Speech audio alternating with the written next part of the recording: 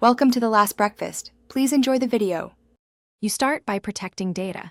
Save a backup copy and confirm which columns define a row as null. Once done, select the full data range or the whole sheet so you don't miss hidden cells.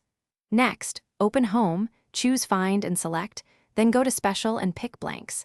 Excel will highlight every empty cell in your selection.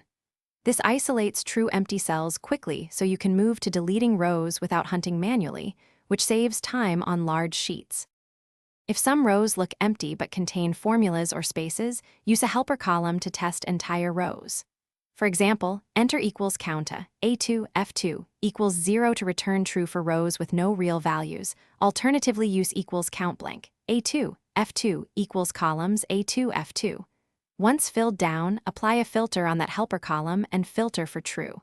With only empty rows visible, select those rows. Right-click and choose Delete Row. After filtering, delete the visible rows and then clear the helper column and any filters so you can inspect results. Make sure to save the cleaned file under a new name to preserve the backup.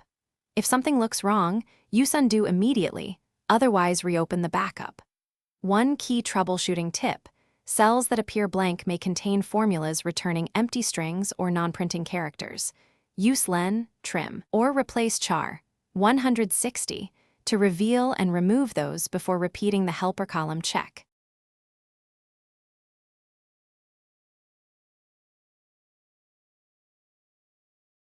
Thanks for watching. If this was helpful, leave a like and consider subscribing. See you next time.